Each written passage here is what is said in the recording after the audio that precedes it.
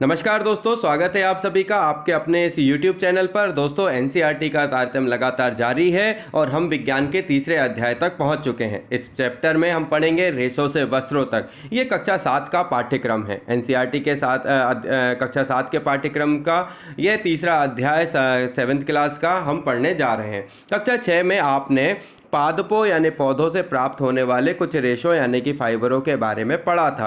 अब आपने यह भी पढ़ा था कि ऊन और रेशम के रेशे जंतुओं से प्राप्त होते हैं। जंतुओं से प्राप्त किए जाने वाले रेशों को हम क्या कहते हैं? जांतव रेशे कहते हैं। ऊन के रेशे फाइबर यानी कि भेड़ अथवा याक के बालों से प्राप्त किए जाते हैं। रेशम के फाइबर रेशम कीट के कोकून यानी कोश से प्राप्त किए जाते हैं। रेशम के फाइबर रेशम के कीट से मिलते हैं, है ना। इसके बाद क्या आप जानते हैं कि भेड़ के शरीर के किस भाग से फाइबर मिलता है? क्या आप जानते हैं कि इन रेशों को ऊन में कैसे परिवर्तित किया जाता है, जिन्हें हम स्वेटर बुनने के लिए बाजार से खरीदते हैं? क्या आपको जानकारी है कि रेशम के फाइबर से रेशम कैसे बनाया जाता है, जिनसे साड़ियाँ बुनी जाती हैं? इस अध्याय में हम ऐसे ही कुछ प्रश्नों के उत्तर जानने का प्रयास करेंगे। जांतव रेशे यानी कि ऊन और रेशम के बारे में हम पढ़ते हैं। जांतव रेशे क्या कहलाते हैं? ये रेशे जो हैं वो ऊन और रेशम के होते हैं, जो जंतुओं से प्राप्त होते हैं, उन्हें हम जांतव रेशे कहते हैं।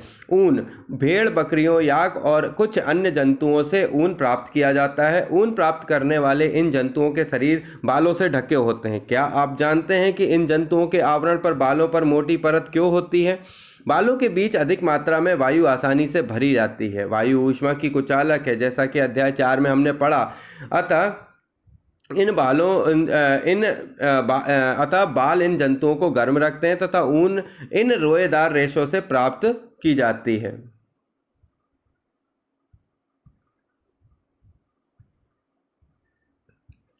आइए जानते हैं क्रियाकलाप 3.1 के बारे में। आप अपने शरीर, बाहों और सिर के बालों को छूकर अनुभव कीजिए। क्या आपको इनमें कोई अंतर लगता है? कौन से बाल मोटे और रूखे प्रतीत होते हैं तथा कौन से मुलायम? हमारी ही तरह भेड़ों की भी रोएदार त्वचा पर 2 प्रकार के रेशे होते हैं। दाढ़ी के रूखे बाल और त्वचा के निकट अवस्थित तंतु रूपी मुलायम बाल। तंतु रूपी बाल कर्तिन ऊन बनाने के लिए रेशे प्रदान करते हैं। भेड़ों की कुछ नस्लों में केवल तंतु रूपी मुलायम बाल ही होते हैं। इनके जनकों का विशेष रूप से ऐसी भेड़ों को जन्म देने के लिए चयन किया जाता है जिनके शरीर पर सिर्फ मुलायम बाल हों। तंतु रूपी मुलायम बाल जैसे कि विशेष गुणयुक्त भेड़ें उत्पन्न करने के लिए जनकों के चयन की प्रक्रिया वर्णात्मक प्रजनन कहलाती है। देखिए इस भेड़ के चित्र को, इसमें क्या है, तंतु रूपी जो ऊन है वो अपन को दिख रहा है और अपन इस ऊन से क्या करते हैं? स्वेटर और गर्म कपड़े बनाने के काम में लेते हैं। घने बाल वाली यह भेड़ जो हमने आपको दिखाई। ऊन प्रदान करने वाले जंतु। हमारे देश के विभिन्न भागों में भेड़ों की अनेक नस्लें पाई जाती हैं। यद्यपि भेड़ों की ऊन ही ऊन की एकमात्र स्रोत नहीं है, फिर भी बाजार में सामान्य रूप से उपलब्ध ऊन भेड़ की ऊन ही होती है। याक की ऊन तिब्बत और लद्दाख में प्रचलित है। ये देखिए ये याक है और इससे भी शरीर से क्या प्राप्त होता है? ऊन प्राप्त होता है। बकरी के बालों से भी ऊन प्राप्त की जाती है। अंगोरा ऊन को अंगोरा नस्ल की बकरियों से प्राप्त किया जाता है, जो जम्मू एवं कश्मीर की पहाड़ी क्षेत्रों में पाई जाती हैं। कश्मीरी बकरी की त्वचा के निकट मुलायम बाल फर होते हैं। इनसे बेहतरीन शॉलें बनाई जाती हैं, जिन्हें पश्मीना शॉलें कहते हैं। देखिए पश्मीना शॉलें जो सबसे ज़्यादा महंगी शॉल होती हैं, उनको किससे बनाते हैं? बकरियों के ऊन से बनाया जाता है और ये काफ़ी बेहद क्या होती हैं? गर्म होती हैं, जिनका यूज़ किया जाता है ठंड के समय पे। तो अंगोरा जो बकरी है उसको कुछ इस तरीके की दिखती है और जो बकरी है वो कुछ इस तरीके की नज़र आ रही है। ऊंट के शरीर के बालों का उपयोग भी ऊन के रूप में किया जाता है। तो ऊन के रूप में अपन ऊन का भी करते हैं उपयोग। ठीक है, अब आगे बढ़ते हैं।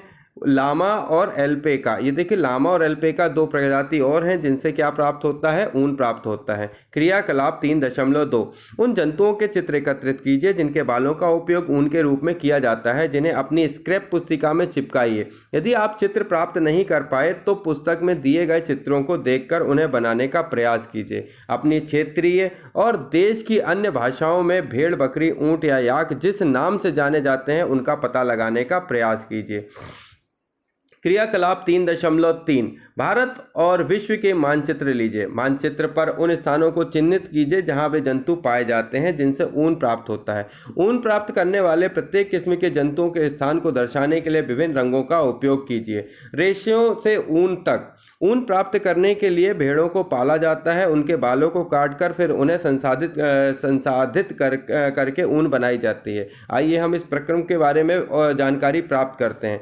भेड़ पालन और प्रजनन। यदि आप जम्मू और कश्मीर, हिमाचल प्रदेश, उत्तराखंड, अरुणाचल प्रदेश, सिक्किम के पहाड़ी क्षेत्रों अथवा हरियाणा, पंजाब, राजस्थान, गुजरात के मैदानों की यात्रा करें तो आप गड़रियों को भेड़ों के झुंडों को चराने के लिए ले जाते हुए देखेंगे। भेड़ शाकाहारी होती हैं, वह घास और पत्तियां पसंद करती हैं। भेड़ पालक यानी कि जो पालने वाले होते हैं उन्हें हरे चारे के अतिरिक्त दालें, मक्का, ज्वार, खली, बीज में से तेल निकाल लेने के बाद बचा हुआ पदार्थ, उसे अपन क्या बोलते हैं? खली, खनिजों भी खिलाते हैं। सर्दियों में भेड़ों को घर के अंदर रखा जाता है और उन्हें पत्तियां, अनाज और सूखा चारा खिलाया जाता है। हमारे देश के अनेक भागों में भेड़ों को ऊन के लिए पाला जाता है। सारणी में भेड़ों की कुछ नस्लों के नाम दिए गए हैं जिन्हें हमारे देश के ऊन उत्पादन के लिए पाला जाता है। सारणी 3.1 में उनसे प्राप्त होने वाली ऊन की गुणवत्ता और गठन को भी दिखाया गया है।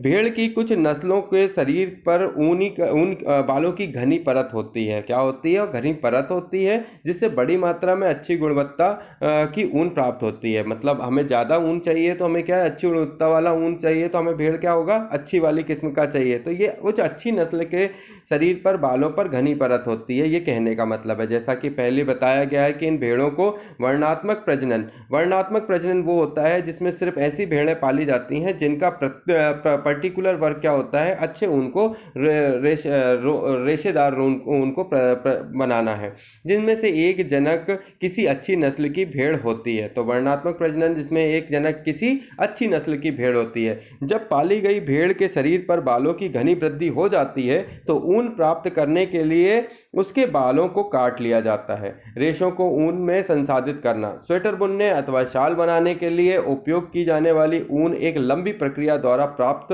उत्पाद होती हैं, जिससे निम्नलिखित चरण सम्मिलित हैं। चरण 1, भेड़ों के बालों को त्वचा की पतली परत के साथ शरीर से उतार लिया जाता है और यह प्रक्रिया ऊन की कटाई कहलाती है। भेड़ों के बाल उतारने के लिए उसी प्रकार की मशीन का उपयोग किया जाता है जैसे नाई द्वारा बाल काटने के लिए किया जाता है। भेड़ों की कुछ भारतीय नस्ल हैं जिनके बारे में हम पढ़ने जाएंगे। नस्ल का नाम, ऊन की गुणवत्ता, राज्य जहां वे पाई जाती हैं। लोही एक नस्ल का नाम है भेड़ की, यह अच्छी गुणवत्ता का ऊन देती है और ये राजस्थान और पंजाब के क्षेत्र में पाई जाती है। रामपुर बुशायर, ये भूरी ऊन देने वाली ऊन की गुणवत्ता है, भूरी ऊन इससे प्राप्त होता है और उत्तर प्रदेश और हिमाचल के क्षेत्र में ये पाई जाती है। नाली यानी नली, गलीचे की ऊन, गलीचा जिससे ऊन से बनता है उसके लिए नाली नाम की किस्म की यूज की जाती है और ये राजस्थान, हरियाणा और पंजाब क्षेत्र में पाई जाती है। बाखरवाल ऊनी शॉलों के लिए प्रसिद्ध है और ये जम्मू कश्मीर में पाई जाती है। मारवाड़ी किस्म की जो भेड़ें हैं वे मोटी रुक्षदार ऊन के लिए प्रसिद्ध हैं और ये गुजरात में पाई जाती हैं। पाटनवाड़ी ये हौजरी के लिए प्रसिद्ध हैं और ये गुजरात में पाई जाती हैं। तो दोस्तों, ये जो बेसिकली हमने जो भेड़ों की नस्लें पढ़ी हैं बहुत इंपॉर्टेंट थी और आपको इनको पढ़ना पड़ेगा। इसके लिए हम एक बार और ट्राई करते हैं आपको समझाने के लिए। लोही अच्छी किस्म की ऊन, गुणवत्ता की ऊन प्रदान करती है राजस्थान, पंजाब में। तो एक लोही, रामपुर, नाली, बाखरवाड़, मारवाड़ी और पाटनवाड़ी। मारवाड़ी ऊन जो है वो गुजरात से मिलता है ना, अपन मारवाड़ी लोगों को कहाँ मिलते हैं, ये गुजरात में मिलते हैं। पाटनवाड़ी होजरी के लिए, तो जो होजरी वाले सामान हैं वो कहाँ से प्राप्त होते हैं, पाटनवाड़ी गुजरात, मारवाड़ी पाटनवाड़ी गुजरात हो गया। बाखरवाल, बाखरवाल जम्मू कश्मीर, देखो जम्मू कश्मीर से जो ऊन प्राप्त होता है उसमें पश्मीना शॉल ज़्यादातर फेमस है। और लोही जो है वो राजस्थान पंजाब, और रामपुर जो है उत्तर प्रदेश हिमाचल प्रदेश। राजस्थान पंजाब में नाली और लोही मिलेगा, रामपुर में उत्तर प्रदेश हिमाचल प्रदेश की भूरी ऊनें मिलेंगी। बाखरवाल जो है, बाखरवाल वो ऊनी शालों के लिए प्रसिद्ध है, जम्मू कश्मीर मैंने आपको बता ही दिया। मारवाड़ी पाटनवाड़ी जो है वो मोटी ऊन और होजरी के लिए गुजरात में प्राप्त होगा। तो ये क्रम था, थोड़ा सा हमने कोशिश की आप तक एक बार दो बार याद दिलाने के लिए, इसलिए हमने इसे दो बार पढ़ दिया। बूझो को आश्चर्य होता है कि जब कोई उसके बालों को खींचता है तो दर्द होता है, परंतु जब वह बाल कटवाता है तब दर्द नहीं होता है, ऐसा क्यों? इसके लिए सामान्यतः बालों को गर्मी के मौसम में काटा जाता है। ये अलग क्वेश्चन है बूझो का, हम जो पहले पढ़ चुके हैं उसको आगे बढ़ा रहे हैं इस तारतम्य को। नाई द्वारा बाल काटने के लिए प्रयुक्त की जाती हैं। सामान्यतः बालों को गर्मी के मौसम में काटा जाता है ताकि भेड़ बालों के सुरक्षात्मक आवरण के ना रहने पर भी जीवित रह सके। बाल ऊनी रेशे प्रदान करते हैं, इन्हीं ऊनी रेशों से को संसाधित करके ऊन का धागा बनाया जाता है। ऊन उतारने के दौरान भेड़ को कोई विशेष कष्ट नहीं होता, जैसा कि आपको बाल काटने अथवा आपके पिताजी को दाढ़ी बनाने में नहीं होता। क्या आप जानते हैं ऐसा क्यों होता है? त्वचा की सबसे ऊपर वाली परत अधिकांशतः मृत कोशिकाओं से बनी होती है। साथ ही भेड़ की बाल फिर से उगाते हैं जैसे आपके उगाते हैं। चरण 2, त्वचा सहित उतारे गए बालों को टंकियों में डालकर अच्छी तरह से धोया जाता है, जिससे उनकी क्या होती हैं, बाल जो है उतर आते हैं, चिकनाई, धूल और गर्त निकल जाते हैं, और यह प्रक्रम अभिमार्जन कहलाता है। आजकल अभिमार्जन मशीनों द्वारा किया जाता है। चरण 3, अभिमार्जन के बाद छटाई की जाती है। रोमिल अथवा रोएदार बालों को कारखाने में भेज दिया जाता है, जहां विभिन्न गठन वाले बालों की छांटा या पृथक किया जाता है। चरण 4, अगले चरण में बालों को सुखाया जाता है, परंतु इससे पहले बालों में से छोटे छोटे कोमल व फूले हुए रेशों को छांट लिया जाता है, जो बर कहलाते हैं। ये वही बर होते हैं जो कभी कभी आपके स्वेटर पर एकत्रित हो जाते हैं। इसके पश्चात रेशों को पुनः अभिमार्जन करके उन्हें सुखा लिया जाता है, और इस प्रकार प्राप्त उत्पाद ही धागों के रूप में काटे जाने के लिए उपयुक्त होता है। चरण 5, रेशों की विभिन्न रंगों की रंगाई की जाती है, क्योंकि भेड़ अथवा बकरी की सामान्य ऊन काली, भूरी अथवा सफ़ेद होती है। अंतिम चरण को रीलिंग कहते हैं। अब रेशों को सीधा करके सुलझाया जाता है और फिर लपेटकर उनसे धागा बनाया जाता है। लंबे रेशों को काटकर स्वेटर की ऊन के रूप में और अपेक्षाकृत छोटे रेशों को काटकर ऊनी वस्त्र बुनने में उपयोग किया जाता है। क्रियाकलाप 3.4, बूझो ये जानने इसका उत्सुक है कि सर्दियों में सूती कपड़े हमें उतना गर्म क्यों नहीं रख पाते जितना ऊनी स्वेटर। तो देखिए क्या होता है, जो हवा है कुचालक होती है किसकी, हीट की। तो हीट बनाने के लिए हमें क्या चाहिए, हमें कुछ ऐसा माध्यम चाहिए जो क्या करे, हवा को रोक के रखे। तो हमारे शरीर में और बाहरी आवरण के बीच में स्वेटर क्या करता है, उस हवा को एक मोटे तौर पर रोक कर रखता है, जिसके कारण क्या होता है कि हमें बहुत तेज़ी से जो हीट है वो ट्रांसफ़र नहीं हो पाती है, और इससे हमें गर्मी का एहसास बना रहता है हमारे बॉडी को, और ठंड हमें कम लगती है। क्रियाकलाप 3.4, अपने सहपाठियों के साथ इस विषय पर चर्चा कीजिए कि क्या मनुष्य के लिए भेड़ों का पालना और फिर ऊन प्राप्त करने के लिए उनके बालों को उतारना उचित है। तो देखिए ये एक सामान्य क्रिया है बालों के कटने और उतारने की। जैसे कि हम अपने बालों को कटाने के लिए किसी नाई के पास जाते हैं, और अगर हम ऐसा नहीं करेंगे तो वो क्या हो जाएंगे, अत्यधिक बड़े हो जाएंगे, और फिर एक लिमिट के बाद वो चीज़ें क्या हो जाती हैं, अनयूजुअल हो जाती हैं, और वो आगे बढ़ेंगी नहीं। पर उन चीज़ों से जिनसे किसी चीज़ों को बनाया जा सकता है, तो इसके लिए हम क्या करते हैं, ऐसे मौसम में उन भेड़ों के बालों को काटते हैं जब उनको इस चीज़ का एहसास इसकी ज़रूरत कम हो, या हो सकता है कि कम से कम हो। तो ठंड के लिए हमें इन फरों की आवश्यकता होती है, इनके अलावा क्या होता है कि अगर ये गर्मी के मौसम में होंगे तो उनको क्या हो सकता है, कोई बीमारी घेर सकती है, क्योंकि अत्यधिक गर्मी से भी जीवन में क्या होती हैं, बहुत सारी प्रॉब्लम्स जनरेट होती हैं। तो वो एक सिस्टम है और बाकायदा इस सिस्टम के साथ उन चीज़ों को करा जाता है, इससे उसमें कोई प्रॉब्लम नहीं होती। आइए जानते हैं रेशम के बारे में। रेशम यानी कि सिल्क के रेशे भी जानतव रेशे होते हैं।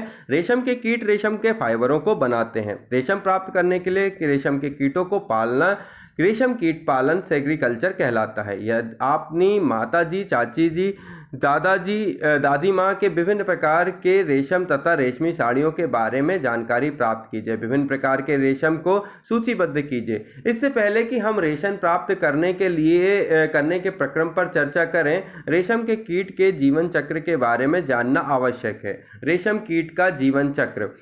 मादा रेशम कीट अंडे देती है जिनसे लार्वा निकलते हैं, जो कैटरपिलर यानी कि इल्ली या रेशम कीट कहलाते हैं। ये आकार में वृद्धि करते हैं और जब कैटरपिलर अपने जीवन चक्र की अगली अवस्था में प्रवेश करने के लिए तैयार होता है तो यह प्यूमा यानी कोशित कहलाता है और अपने इर्द गिर्द एक जाल बुन लेता है। यह जाल उसे अपने स्थान पर बने रहने में सहायता करता है और यह अंग्रेजी संख्या 8 के रूप में अपने सिर को एक सिरे से दूसरे सिरे तक ले जाता है। सिर की इस गति के समय कैटरपिलर पतले तार के रूप में प्रोटीन से बना एक पदार्थ स्रावित करता है, जो कठोर होकर यानी कि सूख कर रेशम का रेशा बन जाता है। जल्दी ही कैटरपिलर स्वयं को पूरी तरह से रेशम के रेशों से ढक लेता है और प्यूपा बन जाता है। यह आवरण कोकून कहलाता है। कीट का उसके आगे का विकास कोकून के भीतर होता है। रेशम के रेशों का उपयोग रेशम के वस्त्र बुनने के लिए किया जाता है। क्या आप कल्पना कर सकते हैं कि रेशम का मृदु रेशा यानी सूत स्टील के तार जितना मजबूत होता है? तो हाँ, वो बहुत ही मजबूत होता है। देखिए, ये जो है नर है और ये मादा है। इसके बाद यहाँ पर शहतूत की पत्ती पर ये इस तरीके से अंडे बने हुए हैं और ये रेशम का कीट है। जैसे ही ये रेशम का कीट निकलता है तो ये कोकून में विकासशील अपने लिए कोकून बनाता है और फिर कोकून के अंदर ये क्या होता है, विकसित होता है। रेशम के कीट का जीवन चक्र जो था अभी अपन ने समझा। रेशम का धागा रेशम कीट के कोकून से प्राप्त रेशों से तैयार किया जाता है। रेशम कीट अनेक किस्म के होते हैं जो एक दूसरे से काफ़ी अलग दिखाई देते हैं और उनसे प्राप्त होने वाला रेशम का धागा गठन अर्थात रुक्षता, चिकनाहट, चमक आदि के में भिन्न होता है। अतः टसर रेशम, मूंगा रेशम, कोशा रेशम तथा अन्य प्रकार के रेशम विभिन्न प्रकार की किस्म के रेशमी कीटों द्वारा काटे गए कोकूनों से प्राप्त किए जाते हैं। सबसे सामान्य रेशम कीट शहतूत रेशम कीट है। इस कीट के कोकून से प्राप्त होने वाला रेशम फाइबर मृदु, चमकदार और लचीला होता है तथा इसे सुंदर रंगों से रंगा जा सकता है। रेशम कीट पालन अथवा रेशमी कीटों का संवर्धन भारत के सबसे बहुत प्राचीन व्यवसाय है। भारत व्यावसायिक स्तर पर बहुत अधिक रेशम का उत्पादन करता है। आइए जानते हैं क्रियाकलाप 3.5 के बारे में। विभिन्न प्रकार के रेशमी वस्त्रों के टुकड़े एकत्रित कीजिए और उन्हें अपनी स्क्रैप बुक पुस्तिका में चिपकाइए। आपको ये दर्जी की दुकानों में व्यर्थ कतरनों की ढेरी में मिल सकते हैं। अपनी माताजी, चाची जी अथवा शिक्षिका की सहायता से विभिन्न किस्म के रेशम जैसे शहतूत रेशम, टसर रेशम, एरी रेशम, मूंगा रेशम आदि की पहचान कीजिए। रेशम के इन टुकड़ों के गठन तथा बनावट तुलना कृत्रिम रेशों के टुकड़ों से कीजिए जो संश्लेषित रेशों से निर्मित होते हैं। उन रेशमों के कीटों के चित्र एकत्रित करने के प्रयास कीजिए जिनसे कैटरपिलर विभिन्न प्रकार के रेशम प्रदान करते हैं। क्रियाकलाप 3.6 किसी कृत्रिम संश्लेषित रेशम और शुद्ध रेशम का एक एक धागा लीजिए। इन धागों को सावधानी से जलाइए। क्या आपको उनके जलते समय उत्पन्न गंध में कोई अंतर महसूस हुआ? अब सावधानी से ऊन के एक धागे को जलाइए। इससे जलने की गंध कृत्रिम रेशों की जलने जैसी है अथवा शुद्ध रेशम जैसी। क्या आप बता सकते हैं कि ऐसा क्यों है? यह जानने के लिए कि रेशम कीट के जीवन चक्र में कोकून अवस्था कब आती है, क्रियाकलाप 3.7 करने का प्रयास कीजिए। क्रियाकलाप 3.4 चित्र 3.9 की फोटो प्रतिलिपि कीजिए। देखिए, यहाँ पे क्या है, मादा रेशम कीट तथा उसके अंडे। एक मादा रेशम है जो क्या करती है, पहले अंडे देती है। शहतूत की पत्तियों को खाते हुए लार्वा कैटरपिलर रेशम कृमि जो हैं वो क्या करते हैं, उसको शहतूत के को खाते हैं। शहतूत की जो ये पत्तियां हैं कुछ इस तरीके की होती हैं। उसके बाद ये जो है कोकून जनरेट रहता है, और कोकून क्या करता है, फिर जब कोकून से कीड़ा बाहर आता है तो फिर क्या करता है, वो अपने लिए एक वो बनाता है, क्या, आवरण बनाता है, और फिर उसके अंदर वो अपने आप को रखकर जब तक वो प्रिपेयर नहीं हो जाता तब तक वो उसके अंदर रहता है। तो आगे बढ़ते हैं। रेशम कीट के जीवन चक्र के विभिन्न अवस्थाओं के चित्र काट लीजिए और प्रत्येक को गत्ते अथवा चार्ट पेपर पर अलग अलग चिपकाइए। अब इन चित्रों को आपस में मिला लीजिए। अब चित्रों को जीवन चक्र की अवस्था के सही क्रम में लगाने का प्रयास कीजिए। जो कोई भी सबसे जल्दी ऐसा कर लेगा वह विजेता होगा। आप अपने शब्दों में रेशम कीट के जीवन चक्र का वर्णन भी कर सकते हैं। इसे अपनी स्क्रैप बुक पुस्तिका में लिख सकते हैं। आइए आगे बढ़ते हैं। कोकून से रेशम तक। रेशम प्राप्त करने के लिए रेशम कीटों को पाला जाता है और उनके कोकून को एकत्रित करके रेशम के फाइबर प्राप्त किए जाते हैं। रेशम कीट पालन। कोई मादा रेशम कीट एक बार में सैकड़ों अंडे देती है। अंडों को सावधानी से कपड़े की पट्टियों अथवा कागज पर संग्रहित करके रेशम कीट पालकों को बेचा जाता है। ये पालक किसानों अंडों को स्वास्थ्यकर स्थितियों, उचित ताप एवं आर्द्रता की अनुकूलता स्थिति में रखते हैं। अंडों को उपयुक्त ताप तक गर्म रखा जाता है जिससे अंडों में से लार्वा निकल आए। तब किया जाता है जब शहतूत के वृक्षों पर नई पत्तियां आती हैं। लार्वा जो कैटरपिलर अथवा रेशम कीट कहलाते हैं दिन रात खाते रहते हैं और अमाप साइज में काफ़ी बड़े हो जाते हैं। लार्वा को शहतूत की ताज़ी कटी पत्तियों के साथ बांस की स्वच्छ ट्रे में रखा जाता है। 25 से 30 दिनों के बाद कैटरपिलर खाना बंद कर देते हैं और कोकून बनाने के लिए वे बांस के बने छोटे कक्षों में चले जाते हैं। इसके लिए ट्रे में छोटी रैक या टहनियाँ रख दी जाती हैं जिनसे कोकून जुड़ जाते हैं। कैटरपिलर अथवा रेशम कीट कोकून बनाते हैं जिससे भीतर प्यूपा विकसित होता है। आइए कुछ चीज़ जानते हैं। रेशम की खोज। रेशम की खोज का यथार्थ समय संभवतः अज्ञात है। एक प्राचीन चीनी किंवदंती के अनुसार सम्राट हुआंग टी ने सम्राज्ञी सी लुंग ची से अपने बगीचे में उगने वाले शहतूत के वृक्ष की पत्तियों के क्षतिग्रस्त होने का कारण पता लगाने के लिए कहा था। सम्राज्ञी ने पाया कि सफ़ेद कृमि शहतूत की पत्तियों को खा रहे हैं। उन्होंने यह भी देखा कि कृमि अपने इर्द गिर्द चमकदार कोकून बुन लेते हैं। संयोग से एक कोकून उनके चाय के प्याले में गिर गया और कोकून में से नाजुक धागा का गुच्छा पृथक हो गया।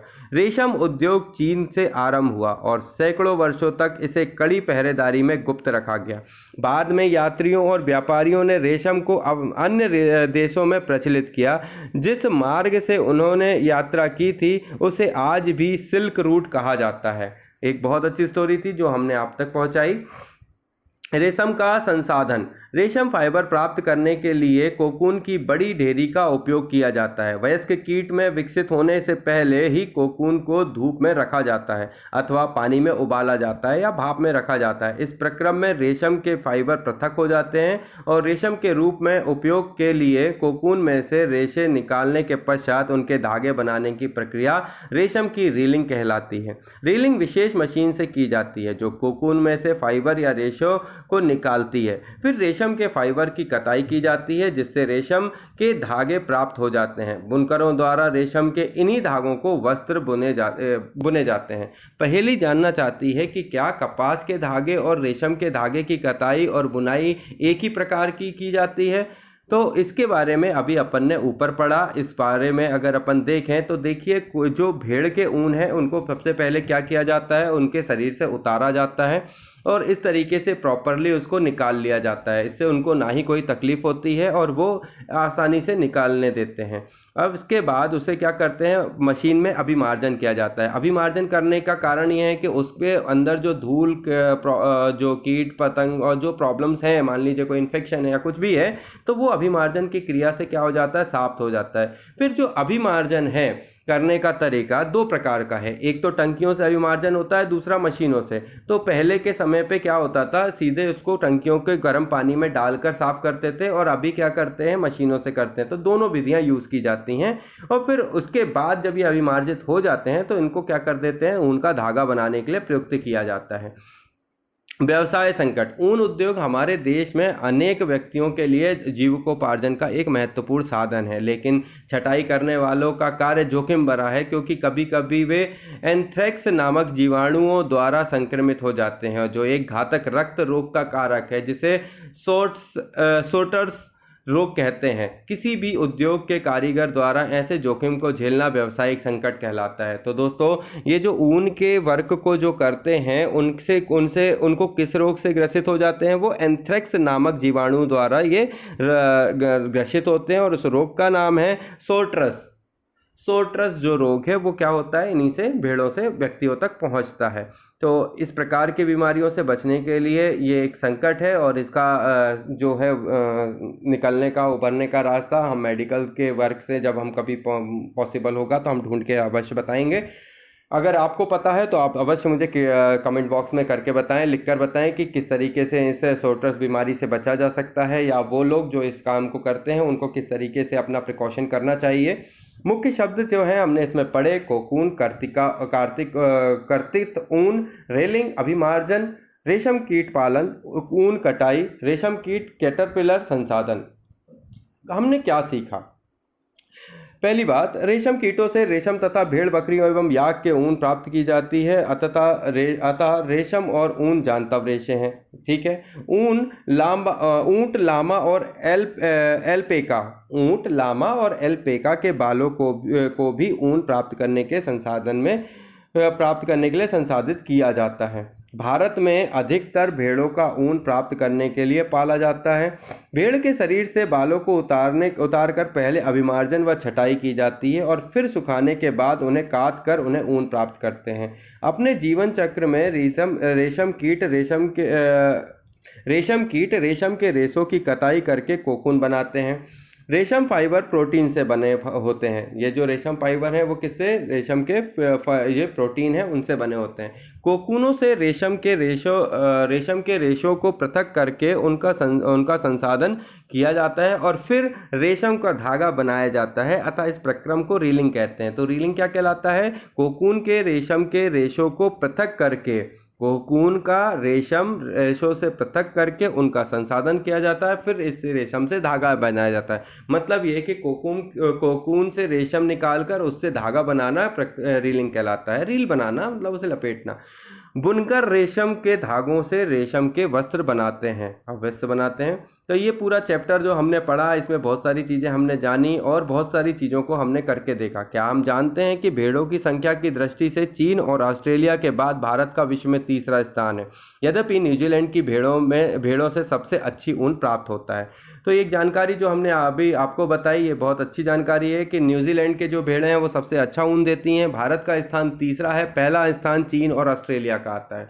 तो चीन जो है भेड़ों की संख्या की दृष्टि से पहला, दूसरा ऑस्ट्रेलिया, बाद में तीसरा भारत, और न्यूजीलैंड की जो भेड़ें हैं वो सबसे बेहतर भेड़ें हैं। इस चीज़ को हमने आप तक पहुंचाई।